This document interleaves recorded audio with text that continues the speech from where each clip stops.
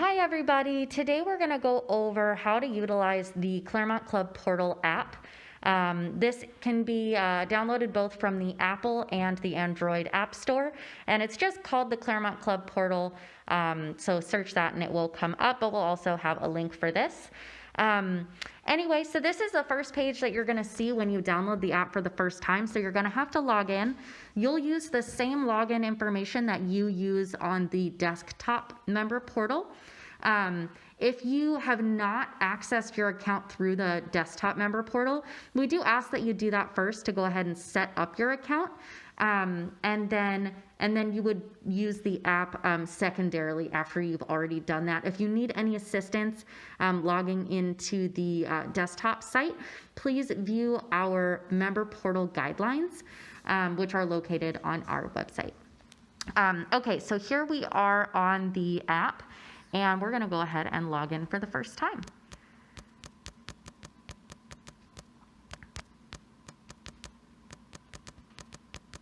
Okay, so we're going to go ahead and log in. So there are a couple of new features that we have on the app that aren't available on the desktop site, which is really great. So we're going to go over those. But to start, we have our home page. This is what's going to be the initial screen that shows up for you. So you'll see the app name. You'll see the name of the person who's logged in. So we have Testing McTester here. You can use this little drop down here to go into the accounts of the other people on the account, so dependents and secondaries. So this would be if you're a family or a couple membership, you would have this option as the primary account holder. So anyway, we're going to go ahead and stay on Testing McTester. Here from the activity page, so we can see right under the name, there's activity and account. So we're going to go over the activity side first, and then we'll go ahead and select account on the right side and go over that information next. So here from the activity side, we can see that we have a personal training session today at 9 a.m. This is on our schedule for today, which will be the default day, but you can go back and select other days. We can see I took a test class yesterday, so you will be able to toggle between different days to see your schedule. So that's basically what you see here. On the bottom, we have some different buttons that we can click. So first we see our programs. So that's going to be something that while it's not active right now, it will be in the future. And we'll give out information about that when it becomes active. Next we see we have a classes button. So this is going to show us upcoming classes. So it'll again default to today's date. So we see there's an 11 a.m. class that I definitely want to sign up for. So I've got 20 minutes to make it there. So I'm going to go ahead and click the class, and it will take me to this information. So from here, I can favorite the class, and we'll go over where that shows up later. But if it's a class you like to take all the time, it's a good idea to do that. We can add it to our calendar. So once we sign up, we can make sure that this will sync.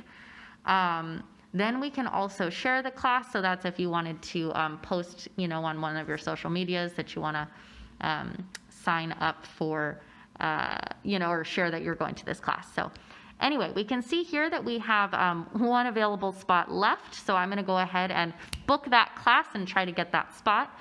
We have the date. It says the time, the service, the club, and the location. And then also the fee. So, our Group X classes are included in membership, so there's not going to be a fee associated with that. And then I'm going to go ahead and click sign up here at the bottom. And you want to select the name of the person who's taking the class. So, I'm logged in as Testing McTester. I'm going to sign up Testing McTester. And let's say secondary wants to come to this class too. So I'm going to select secondary, except for the fact that can I do this? Okay, so we have Testing McTester selected. I can't select anybody else on the account right now because there's only one spot left in the class. So I'm going to go ahead and grab that spot, and then I'm going to select next. And what we see here is we have we're confirming our sign up. So again, it's confirming the information for the class, what time it is, what day it is. And I'm going to go ahead and select confirm. And now this class is on my schedule. I can see it says reservation successful up there at the top. And again, now I can add this to my calendar or share it or favorite that class. But for now, at the top left, I'm going to go back. And here we are on our homepage again. So we're on classes.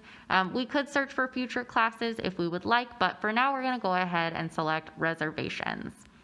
So from here, this is the same as the reservations tab that we have on the desktop site, but it kind of prompts you step by step. So up here we can see we have a reset button. So if we get like halfway through the reservation and we just want to clear everything out and start over, we can use that button. Otherwise, we're going to go ahead and select the service. So let's say we want to make a gym reservation. We're going to see the location is Claremont Club. You're always going to want to keep it there. That's the only option that we have. And then we can select the date, so we could make that reservation for today or tomorrow or Tuesday. I'm going to say Tuesday. Select OK. And then we can select 30 or 60-minute reservations for this gym reservation. And then we can have our host here, which is myself. And then we can go ahead and search. So when we search, we're going to see all the times available within the parameters that I set. So I'm going to go ahead and book, let's see, I want to work out at 1 o'clock on the outdoor pavilion. So now we're here. This is basically just going over the information for that reservation. And then you click reserve down here at the bottom. And now my reservation is successful. So that spot is booked for me. Okay, so now I'm going to go back and we're going to do another reservation. Let's go over what it looks like to book pickleball. So here we see we selected pickleball. Again, we want to book this for let's do the 16th as well. It's going to be a big day for me. And then we want to do a 60-minute session. Again, Testing McTester is hosting, and let's add our secondary participant, and we can see our recent people that we've signed up for. So I'm going to go ahead and select secondary, and that I'm just going to play with secondary, and now we are good to go. We're going to search for some times available, and now we can see that we have all these time slots to choose from. So I'm going to go ahead and pick, let's see, 11 o'clock before my gym reservation. Oh, well, it looks like I already have a pickleball reservation. So let's see. Let us go back and try this again with a different participant.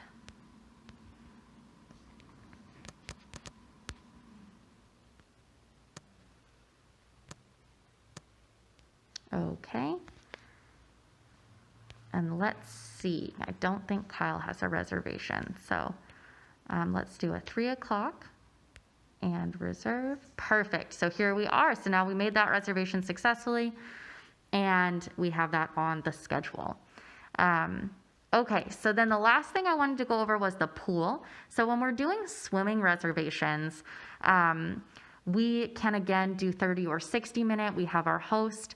And then when we search, it's going to show us at the top adult hot tubs or Olympic pool lap lanes. And again, we will have family swimming and pool deck reservations available shortly. But this is where you're going to see the difference between the reservations is right here on the time frame that you're booking. So anyway, I'm not going to go ahead and go through booking this. It's the same as the other ones we've just done, but that's how that looks. Okay, so then the last thing is you can go to favorites down here on the bottom right. And it would show me any favorite classes that I had. So it's just really quick and easy to look up. You know, when there are several classes on the schedule, it makes it a little bit easier. And then you would just click this little plus sign at the top right, and you can click the class that you've signed up for before to add it to your favorites. Anyway, okay, so that's basically all of our reservations, how to sign up for things. Next, I wanted to go over the account information. So I'm going to go back to the home page down here. And again, I see all of my events for the day. But on the top right here, I see that account is kind of grayed out. So that's not selected. So I'm going to go ahead and select that. And we are going to say OK on this. Of course, that's up to you. And then here we see there is a lot of information available that we have on our desktop app, but there's also some additional information. So basically from here, you can update your profile information. You've got a quick link to the club information. Statements are available to view, your payment methods, so basically your billing information. Pay My Bill is available here as well. Viewing your packages. Something that's unique to the app is also the check-in history. So you can see how many times you've visited the club in a certain period of time. You've got your notifications tab, your biometric tab, your app feedback, your login information, so you can reset your passwords and things like this. Our terms and policies, and then the ability to log out of the app. So scrolling back up here to the top, I just want to quickly go over some of the important ones here. So the first one is profile information. So we're going to select that, and we can see all of our personal information that we have here, our active user groups, our linked profiles, our personal information. If we want to edit any of this information, we can do that up here at the top right using the edit symbol. So you would just click that, and then you have the ability to update this information. And then to save it, you would just click the little check mark. Perfect. So now I'm going to go back to the list again. And we have our next button, which is Club Info. So that's basically just going to give you an overview, address, phone number, email, hours of the club, that sort of thing. And then you get some like quick links to classes and reservations.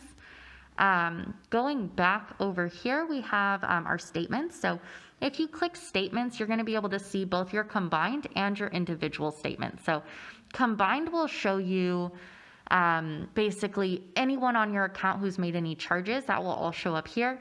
If you want to see only the charges that you've put on the account, you would up at the top here where it says individual, select that, and you would see just the charges that you've put on the account.